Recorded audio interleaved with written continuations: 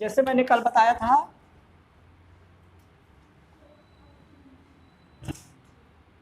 Coordination compound. देखो coordination compound क्या है, तो सबसे पहले हमको समझना पड़ेगा कंपाउंड क्या है। क्या समझना पड़ेगा? कंपाउंड। तो यदि हम कंपाउंड समझें तो आपको पता होना चाहिए, देखो एटम प्लस एटम मिलके बनाएगा मॉलिक्यूल्स। क्या बनाएगा? एटम और एटम मिलके बनाएगा मॉलिक्यूल्स। जैसे मैंने ले लिया nitrogen atom plus nitrogen atom तो बना N2। N2 हमारा क्या है? मॉलिक्यूल। क्लियर? मैंने दूसरी बार ले लिया, देखो O और O, तो O2 हमारा क्या बना? मॉलिक्यूल्स। अब चलो एक काम करते हैं, हम दो मॉलिक्यूल्स ले लेते हैं। दो मॉलिक्यूल ले लिए, यहाँ O2 ले लिए, तो हमारा बन गया N2O2। ये क्या हो गया? हमारा कंपाउंड। क्या बन गया? कंपाउंड।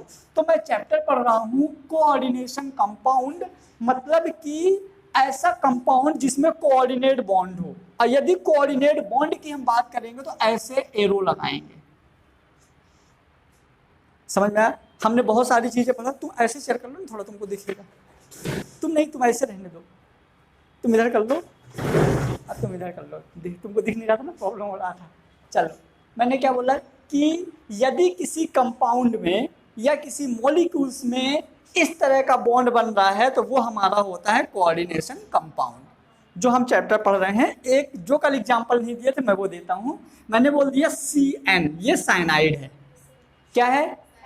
अब सुनो, इसको देखो, वैसे C और N नॉर्मली ये हमारा मॉलिक्यूल्स है, क्योंकि दो एटम मिलकर बना तो ये हमारा क्या है? मॉलिक्यूल्स।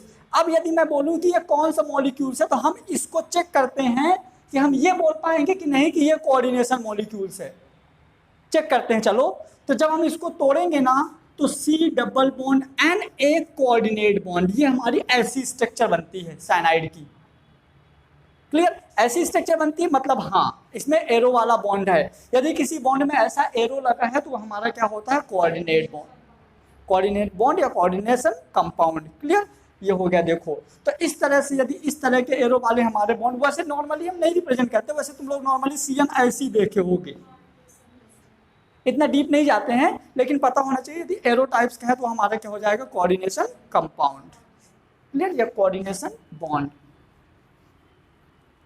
उसके बाद यहां पे हमने एक चीज और पढ़ा था, addition compound.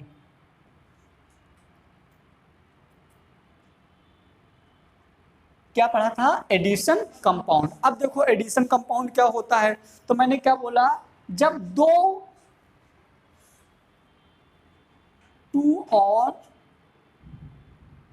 More than two simple compound add with fixed ratio. जब आप दो या दो से अधिक सिंपल कंपाउंड को एक फिक्स रेशो में ऐड करोगे तो उसको हम बोलेंगे एडिशन कंपाउंड। क्लियर हुआ? जैसे दो एग्जांपल देखो, मैंने क्या एग्जांपल दिया था, कोई से ले लो, KCl प्लस MgCl2। मैंने क्या किया, देखो ले लिया KCl प्लस MgCl2, ये हमारा एक सिंपल कंपाउंड हो गया, एक हमारा ये सिंपल कंपाउंड हो गया, तो हमारा बन गया KCl MgCl2। समझ में आया? मतलब कि जो हमारा कोऑर्डिनेशन कंपाउंड होता है, ये coordination compound mainly addition compound ही है। कोऑर्डिनेशन कंपाउंड मेनली हमारा क्या है? एडिशन कंपाउंड ही है। अब इस एडिशन कंपाउंड को हम दो टाइप में पढ़ेंगे। एक पढ़ेंगे डबल सॉल्ट, एक पढ़ेंगे कॉम्प्लेक्स सॉल्ट। एक पढ़ेंगे डबल सॉल्ट, एक पढ़ेंगे कॉम्प्लेक्स सॉल्ट। अब समझना मेरी बात। जैसे मैंने एडिशन कंपाउंड की यदि डेफिनेशन बोलूं तो क्या बोलेंगे? एडिशन कंपाउंड की डेफिनेशन,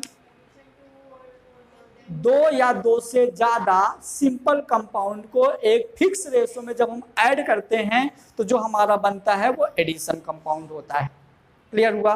तो हमने यहाँ पे वाटर भी ले लिया, 6H2O इंटू 6H2O, ये हमारा बन गया कार्नेलाइट। क्या बन गया?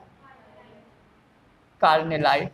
ठीक है, तो मैंने क्या किया, एक ये सिंपल कंपाउंड, एक ये सिंपल कंपाउंड, दोनों को जब मैंने जोड़ा तो एक नया कंपाउंड बन गया जिसको हम एडिशन कंपाउंड बोल सकते हैं और कोऑर्डिनेशन कंपाउंड बोल सकते हैं।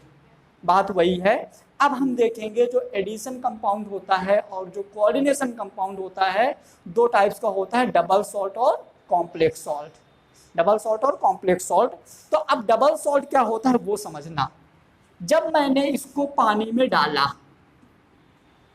मैंने इसको पानी में डाला, जैसे इसको पानी में डाला K+3Cl Mg+2, ये पानी तो पानी में मिल गया, तो हमारा ये देखो टूट गया, ठीक है, मतलब हमको आयंस दिया, डिसॉल्व हो गया, ये क्या हो गया, पानी में घुल गया। एक और एग्जांपल ले लेते हैं, K2SO4 Al2SO4 का होल थ्राइस इंटू 24H2O। ये हमारा एलम होता है, फिटकिरी। क्या होता है, एलम होता है, फिटकिरी। मैंने इसको भी एक्वस सॉल्यूशन में डाला। जब मैंने इसको एक्वस सॉल्यूशन में डाला तो देखो पोटेशियम 2 हैं तो 2K प्लस एल्यूमिनियम +2 कितने हैं, 2 हैं, प्लस 3 × 4 4SO4 -2, ये भी टूट गया, ये भी टूट गया। ठीक है, एक और एग्जांपल लेते हैं। मैंने एक और एग्जांपल ले लिया, यहाँ पे देख लो, मैंने एग्जांपल ले लिया K4FeCN का होल 6। मैंने इसको पानी में डाला, ये नहीं टूटा, ये नहीं टूटा, ये हमको ऐसे ही मिल गया 4K प्लस FeCN का होल 6, ये हमको ऐसे ही मिल गया, ये नहीं टूटा। क्लियर हुआ? तो सुनना मेरी बात ध्यान से, अभी जो बता रहा हूँ वो काम की चीज़ है, अब वहीं से हमारे सारे कॉन्सेप्ट क्लियर होंगे। जो हमारा एडिशन कंपाउंड होता है, जो हमारा एडिशन कंपाउंड है वो दो टाइप्स का है, डबल सॉल्ट और कॉम्प्लेक्स सॉल्ट। जिसको पानी में डालने पर अपनी पहचान खो देता है, पानी में डालने पर अपनी पहचान खो देता है, वो डबल सॉल्ट है। समझना मेरी बात। मैंने हाथ में फिटकिरी लिया, क्या लिया हाथ में, और उस फिटकिरी को पानी में, एलम लिया, उस फिटकिरी को मैंने पानी में डाल के कुछ देर तक घोला, क्लियर, फिर हाथ निकाला, क्या हाथ में फिटकिरी थी, अब बचेगी, नहीं बचेगी, पर कहाँ घुल गई वो, अब पानी में ढूंढो, फिटकिरी ढूंढ मिलेगी, नहीं मिलेगी, लेकिन जो जो फिटकिरी के पास था वो सब पानी में रहेगा। अरे यार नहीं समझ में आया। डबल सॉल्ट मतलब कि जो जिसको पानी में डालने पर अपनी पहचान खो दे। जैसे फिटकिरी का फार्मूला ये था, ये फार्मूला फिटकिरी का है, क्लियर।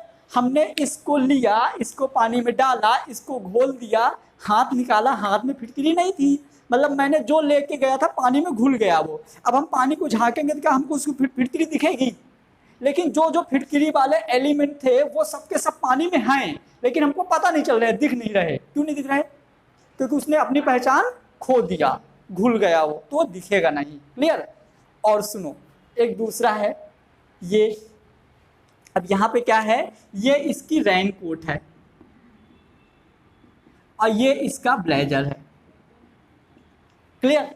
अब ये बताओ, मैंने एक ऐसा कॉम्प्लेक्स कंपाउंड लिया, अंदर ब्लेजर पहने, बाहर रेन कोट है। अब यदि वो रेन कोट पहना है, रेन कोट पहना है, इसको पानी में डालोगे, कितना भी हिलाओ भीगेगा ही नहीं, तो घुलेगा कहाँ से, अब घुलेगा नहीं तो तुमने जैसे डाला तो वैसे ही बाहर निकलेगा, क्लियर हुआ। तो जिसके पास रेन कोट है वो हमारा कॉम्प्लेक्स कंपाउंड है, और जिसके पास रेन कोट नहीं है वो हमारा डबल सॉल्ट है। तो तुम लोगों को एग्जाम्पल याद करने की जरूरत नहीं है, सीधी सी बात ये पहचानो, जिसके पास बड़ा ब्रैकेट है वो पानी में नहीं घुलेगा, मतलब वो वाटर में अपनी पहचान नहीं खोएगा। जिसके पास रेन कोट नहीं है वो घुल जाएगा, मतलब खो देगा, और जो घुल जाएगा वो डबल सॉल्ट होगा। जो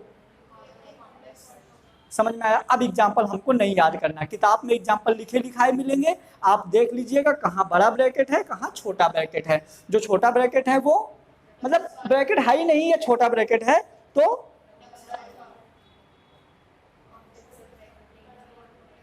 ये 100% ट्रू है।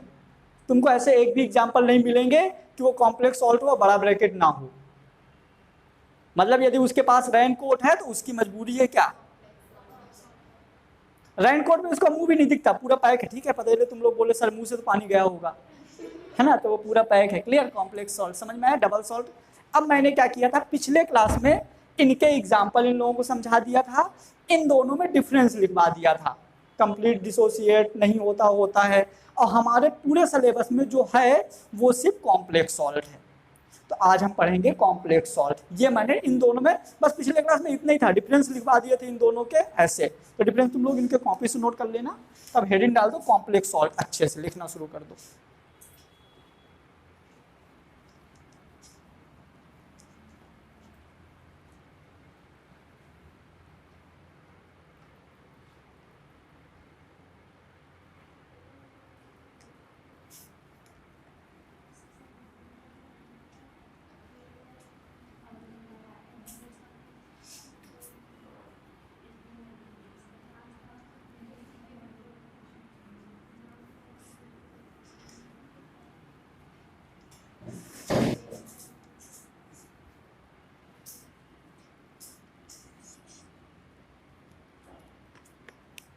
हेडिंग डाल दो कॉम्प्लेक्स सॉल्ट।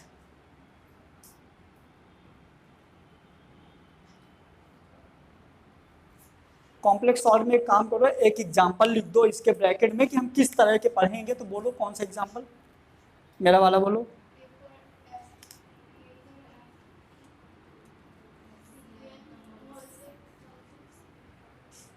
है ना, इसको लिख लो, इसका नाम है, एक काम करो यहाँ पे पीछे बाहर भी कुछ लिख दो, पोटेशियम हेक्सासाइनो फेरेट 5 1 6 6 1 7 4 गए 3 third potassium hexacyano ferrate third. Clear, इसका ये नाम लिख दो। चलो, मतलब मेन जो हमारा चैप्टर है ना, चैप्टर में हमारा यही है, कोऑर्डिनेशन, मतलब कॉम्प्लेक्स सॉल्ट ही चैप्टर में है। मतलब जो अभी मैंने पढ़ाया ना उनमें से, हाँ इस साल ये क्वेश्चन आएगा, मैंने कल बताया था, right the difference between double salt and complex salt and double salt, इन दोनों में। क्योंकि क्या होता है, इस चैप्टर से 3 क्वेश्चन फिक्स हैं जो हर साल एग्जाम में आते हैं। एक इन दोनों में डिफरेंस, दूसरा IUPAC, और तीसरा CFT और BBT।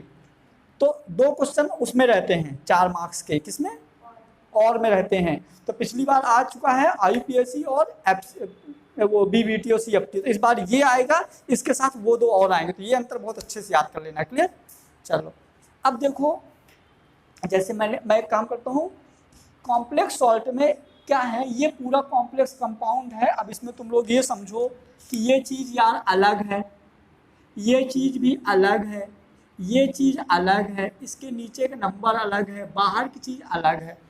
कल एक और मैंने एग्जांपल लिया था इस तरह का, CuNH3 का होल 4SO4। कल एक मैंने ऐसा एग्जांपल लिया था। अच्छा आप बताइए, ये कॉम्प्लेक्स सॉल्ट की डबल सॉल्ट, आप बताइए, ये कॉम्प्लेक्स सॉल्ट की डबल सॉल्ट, हाँ गुड, कैसे पता चला अपने को, बड़ा ब्रैकेट है तो कॉम्प्लेक्स सॉल्ट होगा। अब कॉम्प्लेक्स सॉल्ट में देखिए ना, ये अलग, ये अलग, ये नंबर अलग, ये अलग। तो हम पहले लिखेंगे टर्मिनोलॉजी ऑफ कॉम्प्लेक्स सॉल्ट, मतलब टर्मिनोलॉजी, हम बोलते क्या चीज़ हैं, मतलब हम इसको क्या बोलेंगे, इसको क्या बोलेंगे, नंबर को क्या बोलेंगे, इसको क्या बोलेंगे। तो हम पहले पढ़ेंगे क्या, कॉम्प्लेक्स सॉल्ट। हेडिंग डाल दो terminology of complex salt.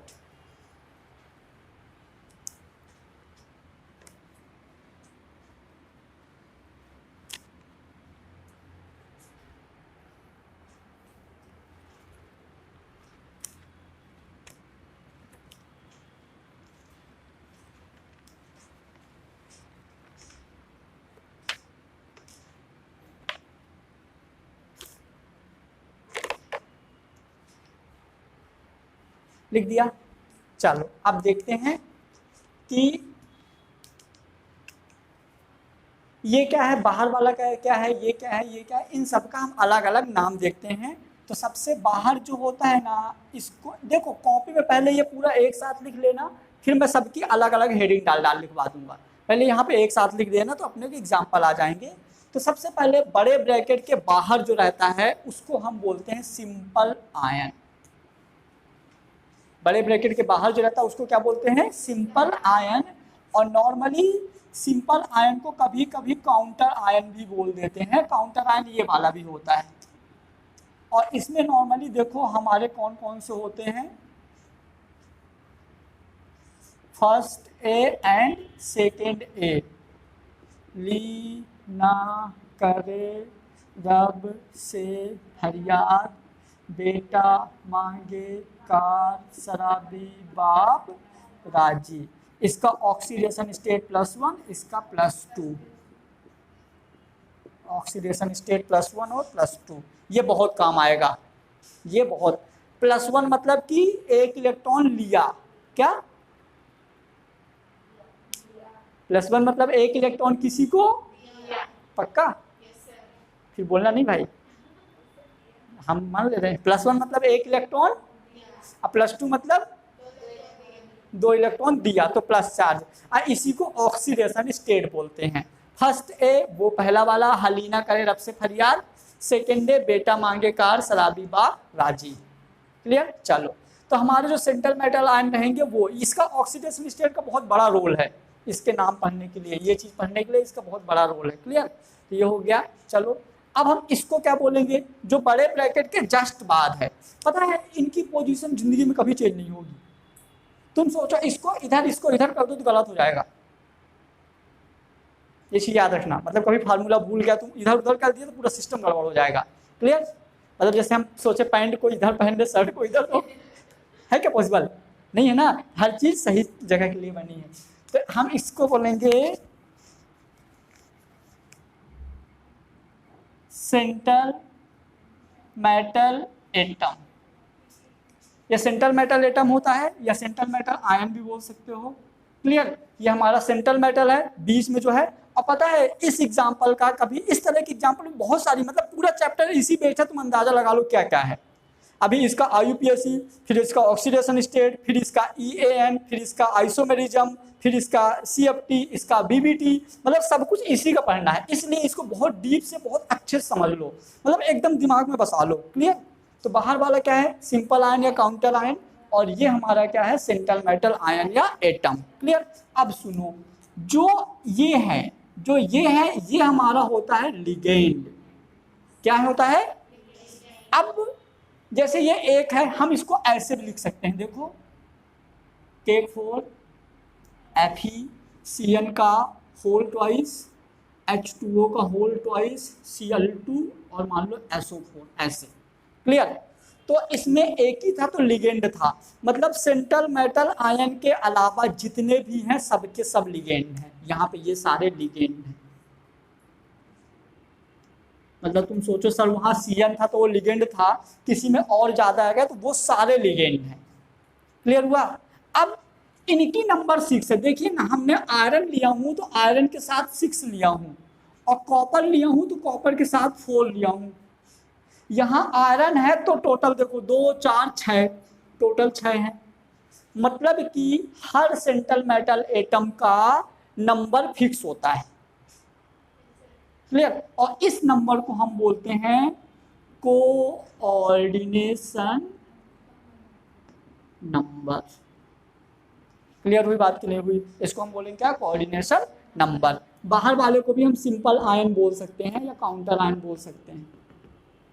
Clear. तो ये हो गया हमारा टर्मिनोलॉजी। क्या क्या हो गया, जो ब्रैकेट के बाहर है सिंपल आयन, जो normally first day second day के होते हैं। बड़ा ब्रैकेट स्टार्ट, बड़े ब्रैकेट के जस्ट बाद वाला जो है हमारा सेंट्रल मेटल आयन, ये नॉर्मली D ब्लॉक का होता है। किसका होता है, मतलब ऐसा। साइंस टीचर विनीता कृपलानी मन हे को नी CU ZN। क्लियर। इसका 21 2 3 4 5। अच्छा यहाँ से बोलना चाहिए था क्या, 25 26 की, समझ गए। ठीक है। चलो अब इनमें से ये हमारा नॉर्मली ये जो रहेगा ना, तो ये रहेंगे नॉर्मली, ये सारे रहते हैं। और इन सब का कोऑर्डिनेशन नंबर फिक्स होता है। इसको पूरा लिखूं क्या, कोऑर्डिनेशन नंबर की, समझ में आ जाएगा, है ना। तो ये हमारा जो नॉर्मली कोऑर्डिनेशन नंबर इनका फिक्स होता है। इन सब की ऑक्सीडेशन स्टेट का हमारे गुरुजी एक हमको ट्रिक बताए थे।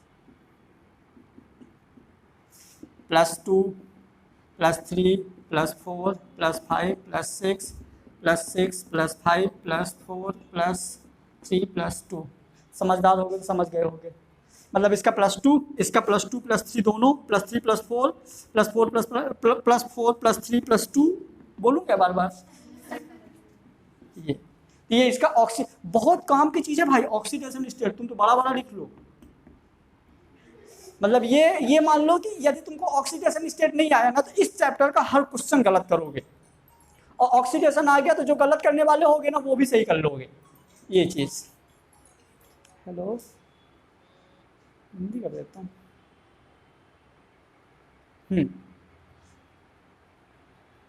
समझ में आ गया ना? ये समझ में आ गया। तो एक काम करो, सेंट्रल मेटल आयन, वो simple ion, central metal ion, ligand, coordination number, बाहर वाला सेंटर आयन या तो मतलब काउंटर आयन। ये चीज़ें समझ में आ गई ना? अब मैं क्या करूँगा, इन सबको अलग अलग हेडिंग डाल के लिखवा दूंगा। पहले सिंपल आयन, फिर उसकी डेफिनेशन, सबको अलग अलग। तो पहले इसको ना रफ वर्क के लिए नोट कर लो, क्योंकि जब एग्जाम देने जाना है ना तो पूरा रिवीजन मत करना, बस ये वाला पेज रिवीजन कर लेना। इसको नोट करो।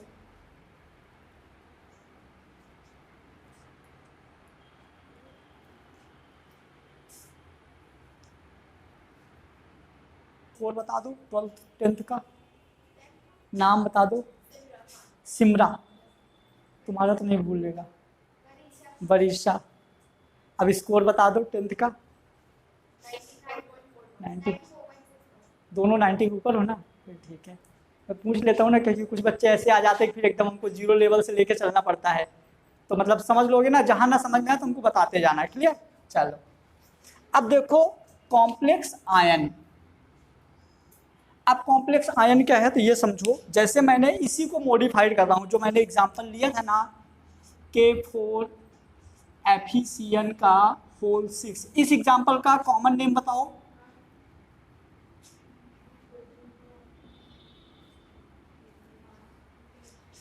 इसका कॉमन नेम है, समझ में आया? हाँ, ये मतलब हर एग्जाम में आता है, नीट, जेई और हर जगह आता है।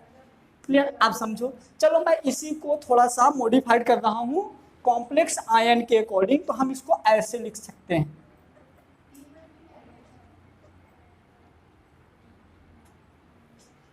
समझ गए? बाहर जो लिखेंगे वो सिंपल आयन, बीच में मेटल, सेंट्रल मेटल, L से लिगेंड, N से उसकी नंबर। क्लियर? अब चलो मैं इसको ऐसे कर सकता हूं, देखो Lewis acid plus Lewis base, तो हमारा यहां पे बनेगा कॉम्प्लेक्स आयन। क्लियर? अब हम समझेंगे थोड़ा सा लुईस एसिड क्या होता है, लुईस बेस क्या होता है, समझो। गुड, किसने बोला? हाँ, Lewis acid does not have a lone pair. यदि उसके पास लोन पेयर नहीं है तो क्या होगा, वो Lewis acid. Lewis base have a lone pair. जैसे मैंने देखा Fe+2 है क्या लोन पेयर? होता तो देता क्यों, मतलब नहीं है। मैंने ले लिया देखो NH3 नाइट्रोजन, है ना, NH3 नाइट्रोजन के आउटर सेल में कितने इलेक्ट्रॉन आता है, निकालना। नाइट्रोजन के आउटर सेल में कितना इलेक्ट्रॉन? 3। चलो चेक कर लेते हैं। इलेक्ट्रॉनिक कॉन्फ़िगरेशन तो आता है ना, 1s2 2s2 2p6, ये तो आता है। ठीक है, तो नाइट्रोजन का एटॉमिक नंबर 7, कितना? 7, 1s2 2s2 2p3, 3 2 5 2 7। मैं सही हूँ क्या? ठीक है, आउटर सेल में 5 इलेक्ट्रॉन, p है ना, सेल होता है 2 ये सेल है, p सब सेल है। तो आउटर सेल में कितने इलेक्ट्रॉन? 5 इलेक्ट्रॉन।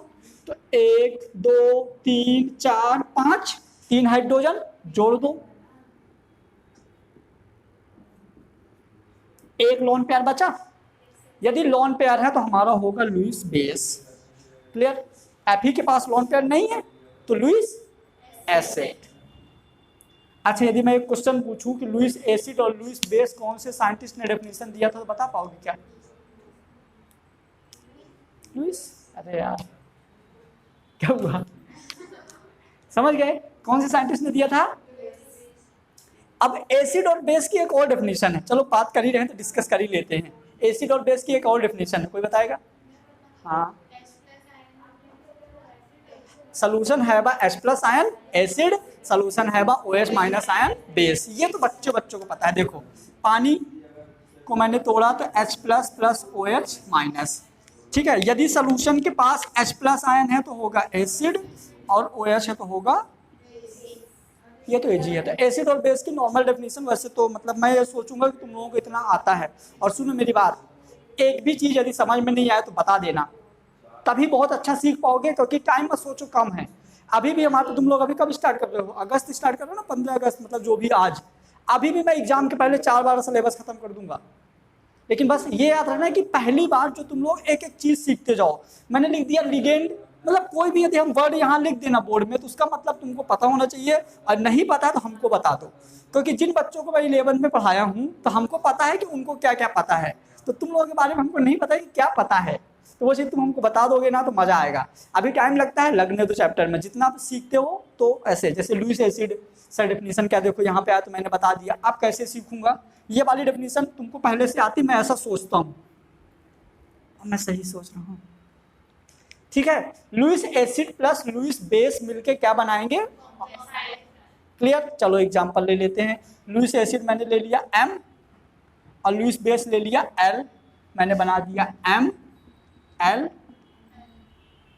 प्लस या माइनस, कुछ भी हो सकता है।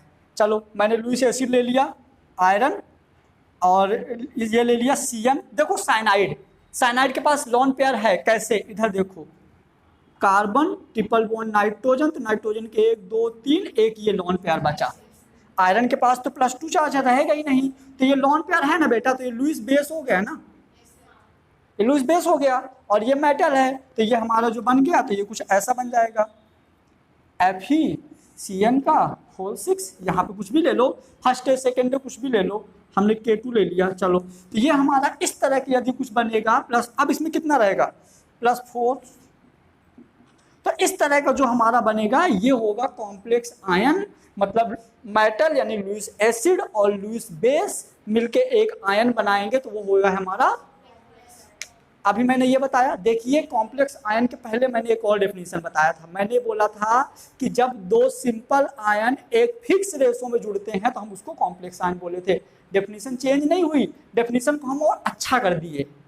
हमने सिंपल आयन का नाम भी दे दिया ना बेटा, लुईस एसिड और लुईस बेस। ये एक वो आयन है, एक ये सिंपल आयन है, एक ये सिंपल आयन है। मैंने इनका और अच्छा नाम दे दिया। हमने बोला कि हमारे यहाँ बच्चियाँ कोचिंग पढ़ती हैं, उसके बाद मैंने उन बच्चियों का नाम भी ले लिया तो और अच्छा मॉडिफाइड हो गया। क्लियर। तो ये हो गया हमारा कॉम्प्लेक्स आयन। अब ये मैंने बता रहा हूँ, ये नंबर भी फिक्स होता है, बोलो हाँ। मैंने देखो कॉपर में कितना लिया था 4, और आयरन में लिया था 6, तो इनका नंबर भी फिक्स है। अब हमारी पहले वाली डिफिनीशन को याद करो, जो पहले डिफिनीशन सबसे पहले लिखवाए थे ऊपर ऊपर, 2 और more simple atom add in fix ratio. Ratio fix है तो मतलब अभी ना हम एकदम सही चल रहे हैं। क्लियर हुआ? तो पहले एक काम करो, इसकी डेफिनेशन लिखो कॉम्प्लेक्स आयन की, फिर ये एग्जांपल डाल के लिख देना। लिखो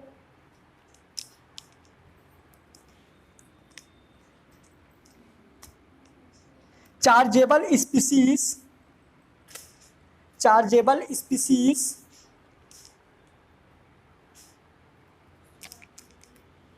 chargeable species form a complex ion, chargeable species form a complex ion with add a fixed number of ligand,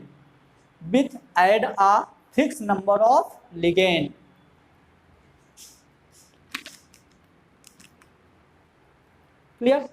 देखो इधर कॉम्प्लेक्स आयन, एक ऐसी चार्जेबल स्पीसीज, कोई तो देख लो, एक ऐसी चार्जेबल स्पीसीज होती है कॉम्प्लेक्स आयन एक ऐसी चार्जेबल स्पीसीज होती है जो एक फिक्स नंबर से जुड़ी रहती है, एक फिक्स नंबर से जुड़ी रहती है, वो हमारा होता है कॉम्प्लेक्स आयन। अच्छे से क्लियर हुआ कि नहीं?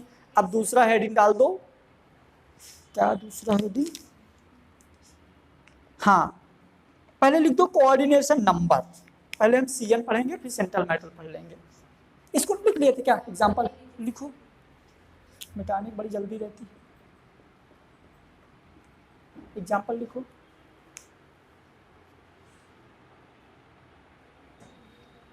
चलो अब हेडिंग डाल दो कोऑर्डिनेशन नंबर।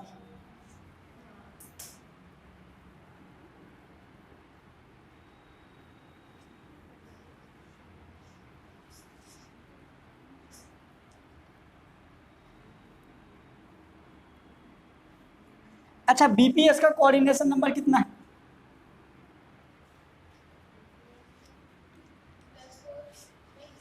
है ना?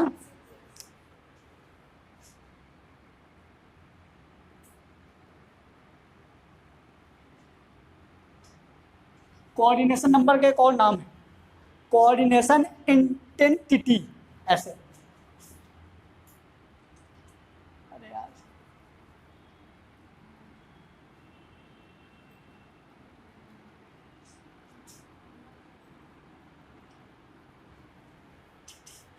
ऐसा।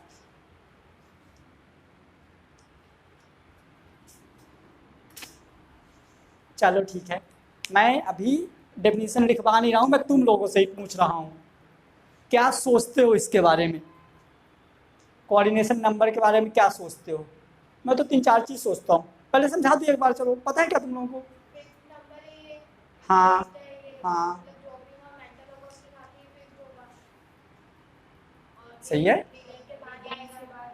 पहले अपन एक सिंपल चीज बताते हैं, सुनना। पहले कोऑर्डिनेशन नंबर को फील करो, फिर उसके बाद हम और अच्छे से समझेंगे, इसकी डेफिनेशन लिख पाएंगे।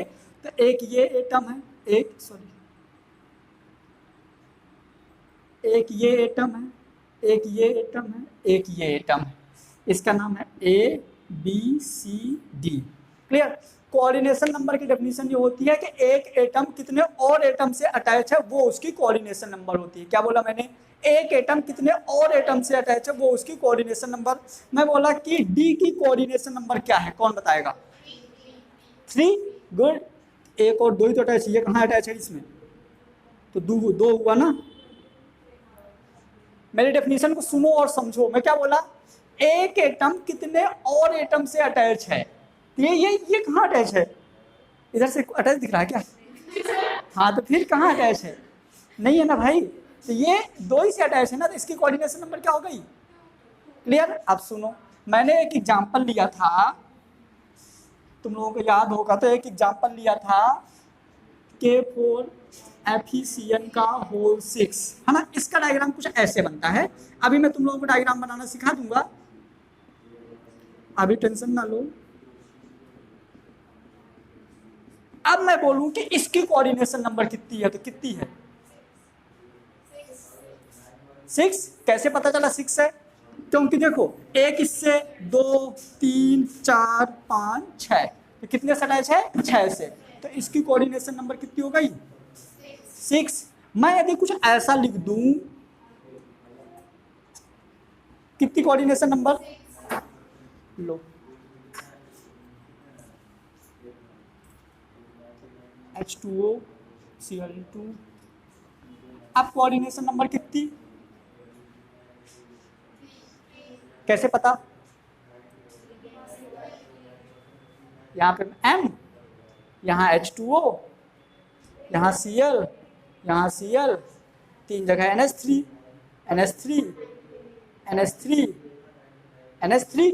तो ये मेटल कितने से अटैच है? 6। Coordination number. तो अब हमारे दिमाग में ये चीज आ गया है कि जो एटम कितने और एटम से अटैच है, हम उसको कोऑर्डिनेशन नंबर बोलेंगे। अब तुम लोगों के दिमाग में आ सकता है कि सर हम कोऑर्डिनेशन नंबर क्लोरीन का क्यों नहीं ले रहे हैं, इसी का क्यों ले रहे हैं?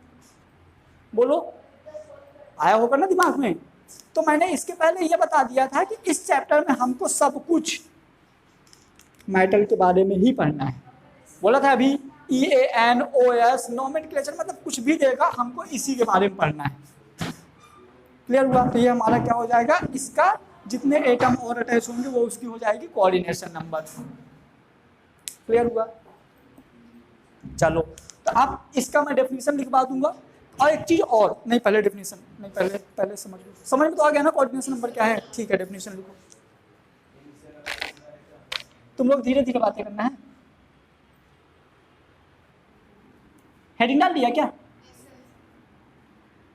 ये क्या लिखा, कोई पढ़ो। हाँ, जो ये बोली यही लिखो इसकी definition.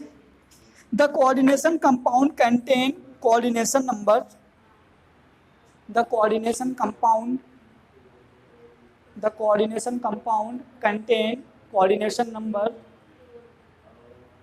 The coordination compound contain coordination number,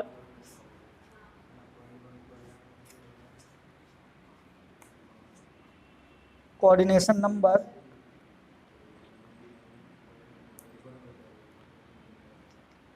a coordination number contain a coordination number, a coordination number, a coordination number contain a central metal atom, contain a central metal atom, central metal atom, atom के बाद और करके ion भी लिख देना, atom भी बोल सकते हैं और आयन भी बोल सकते हैं। Central metal ion,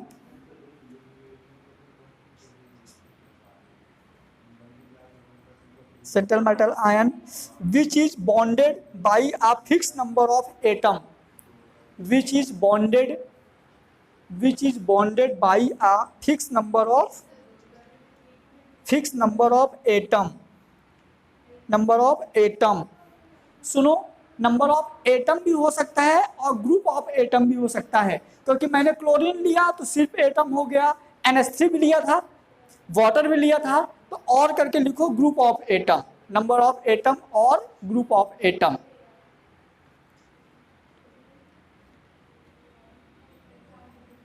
group of atom, each of which is ligand. ये सारे हमारे क्या होते हैं, जो एटम्स और ये होते हैं, ये लिगेंड होते हैं। ठीक है, अब हम देखते हैं एग्जाम्पल, तो लिखो फॉर एग्जाम्पल,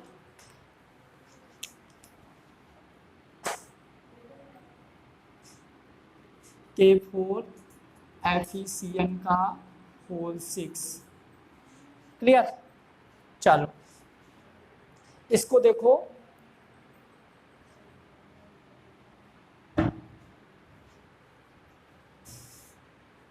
एक और डेफिनेशन बन सकती है, number of donating species is called coordination number. कितने स्पीसीज ऐसे हैं जो कुछ डोनेट कर रहे हैं, क्योंकि सेंट्रल मेटल एटम का क्या काम है, लेना, और जो बाहर वाले वो सब देंगे, तो ऐसा भी हम बोल सकते हैं। क्लियर? तो देखो इसमें कोऑर्डिनेशन नंबर कितनी हो गई बेटा, 6 हो गई। कैसे? जैसे मैंने जो डेफिनेशन बताया कि कोऑर्डिनेशन कंपाउंड में सेंट्रल मेटल एटम कितने और अदर स्पीसीज से जुड़ा है, वो स्पीसीज एटम्स हो सकता है, आयंस हो सकता है, या ग्रुप ऑफ एटम हो सकता है, वो उसकी कोऑर्डिनेशन नंबर होती है। तो इसकी स्ट्रक्चर होती है ऑक्टाहाइड्रल। क्या होती है? ऑक्टाहाइड्रल, मतलब कुछ ऐसे। अब ये वाला बना लो, आगे तुम लोगों को सिखाऊंगा कैसे बनेगा ये। CN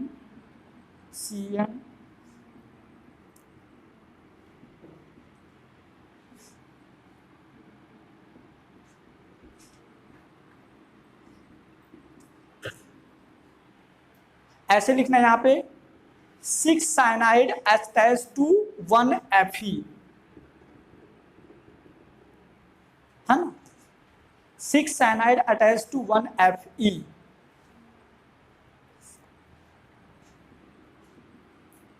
So coordination number is 6।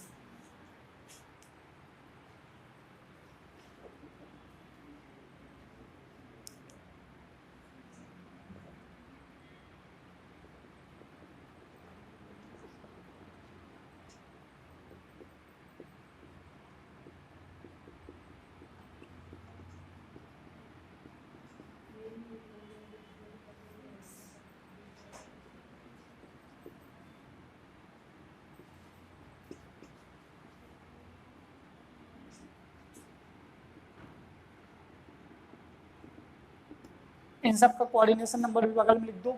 नीचे 3 एग्जाम्पल और लिखे हुए हैं। CuNS3 642 लिख दो।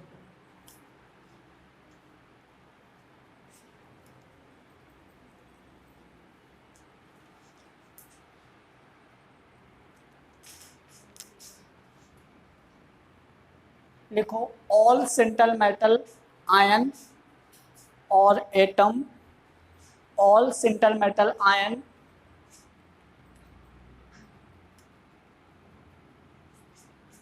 atom is fixed coordination number.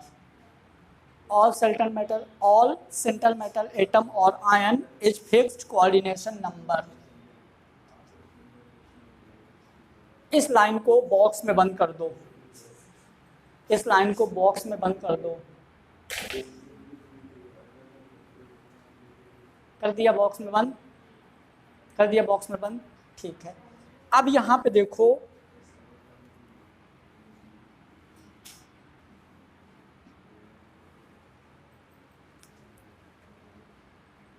Science teacher Vinita Kripalani मन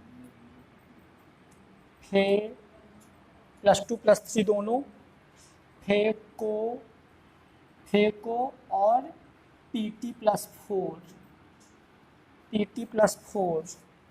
उसके बाद नी CU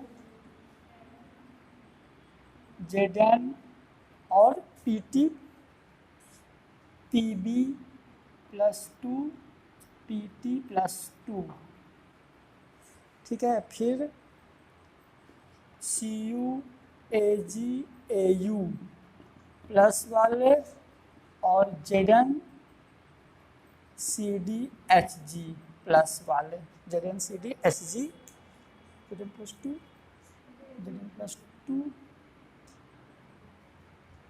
ZN+2 दोनों को हो सकता है, CU plus ZN CD HG। एक सेकंड, ऐसा ZN CD HG +2 वाले, CU AG AU प्लस वाले। देखो इधर हमने क्या पढ़ा था, science teacher Vinita Kripalani, science teacher Vinita छोड़ दो, विनीता तक छोड़ दो, उनका सरनेम उठा लो। ये मैंने पता है, ये ट्रिक मैंने कैसे निकाला, साइंस टीचर विनीता कृपलानी कैसे, वो अब मैं नाम नहीं लूँगा, नहीं बेइज्जती हो जाएगी, मैं प्लेस का नाम नहीं लूँगा। बस ये मान लो कि साइंस की क्लास, मतलब जो 9th-10th की क्लास होती है, वहाँ एक लेडीज टीचर था, उसकी थी, सॉरी था नहीं, उसका नाम था विनीता और सरनेम था कृपलानी। तो ना उनको आता जाता नहीं था, क्योंकि साइंस क्या गर्ल्स के बस में नहीं होता है ज़्यादातर, मतलब ऐसा रहता है। तो ना वो क्लास में, हाँ सही नहीं, ऐसा नहीं होता, देखेंगे अभी, ठीक, मतलब ऐसा, मतलब तो ना वो क्लास में क्या करती थी, मतलब जो विनीता मैडम थी, क्लास में 2 लड़के थे, एक का नाम था कॉपर और जिंक, तो उनसे हर कुछ फेंकती रहती थी, कुछ भी, मतलब बैठ के तुम्हारे घर में सब्जी में मिर्ची ज़्यादा हो गई थी, ऐसे, मतलब 40 मिनट टाइम पास करना होता था उनको। झूठ बोल रहा हूँ क्या। तो वहीं से आ गई साइंस टीचर विनीता कृपलानी, मन से फेकोनी था ना, लिखो क्या भी ठीक लिखा था ना, साइंस टीचर विनीता कृपलानी मन फेकोनी, किसके बारे में, कॉपर और जिंक, है ना। तो ऐसे, तो यहाँ से देखो विनीता तक छोड़ दो, कृपलानी मन फेको 6 क्या, फेको नी CU ZN PB प्लीटी। अब ZN के नीचे रहता है ZN CD HG, ZN के नीचे ZN CD, देखो ना उधर ZN CD HG, और CU के नीचे CU AG AU, तो CU AG AU का 2, मतलब कि देखो वैसे इनको याद करेंगे तो भूल जाएगा, इसलिए ऐसे ट्रिक से याद कर लो। साइंस टीचर विनीता छोड़ दो, कृपलानी मन फेको और PT+4 का कोऑर्डिनेशन नंबर 6, फेको नी CU ZN PT और PB का 4, उसके बाद ZN CD HG और ये CU AG AU इनका 2, ये हो गया इनका कोऑर्डिनेशन नंबर। अभी 1 मिनट रुको, यदि मैं कुछ एग्जाम्पल दे रहा हूं, तुम लोगों को चेक करके बताना है कि मैं सही लिखा हूं कि गलत, ठीक है।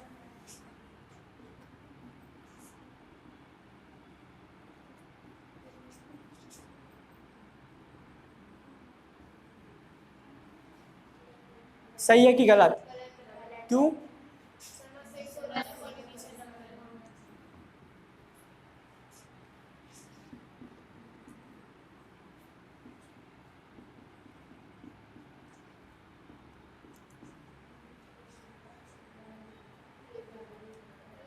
गलत है।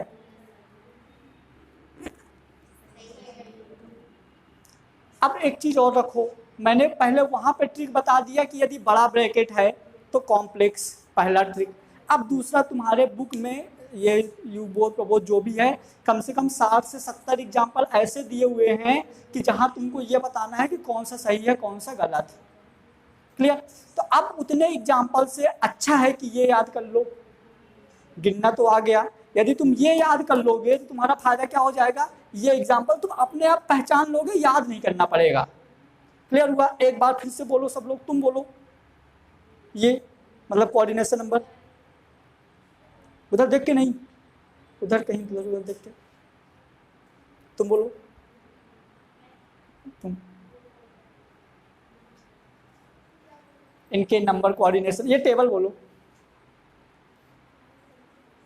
बोलो। विनीता तक छोड़ दो, विनीता के बाद। अच्छा 3 सेकंड का टाइम दे दे।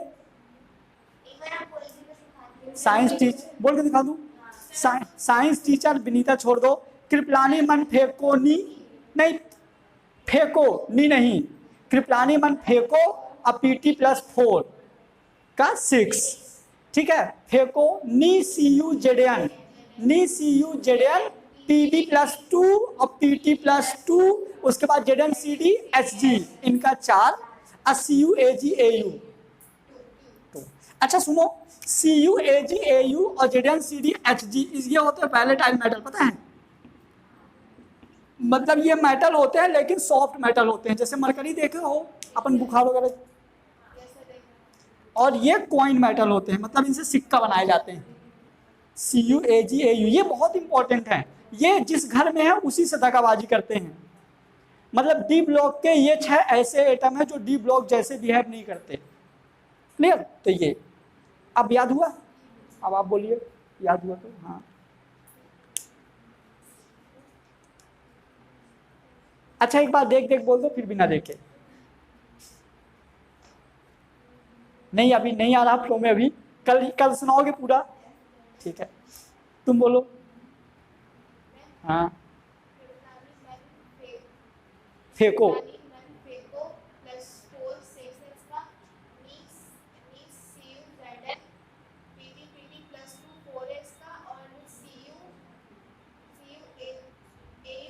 CU AG copper silver gold, plus है तो 2 है। क्लियर? नोट कर लो। अब सुनो, किसका +2 +3 ये हो गया ना। अब इसके बाद ये टेबल के बाद एक और ऑक्सीडेशन स्टेट आएगी, तो उसको हम अभी कल देखेंगे, आज इसको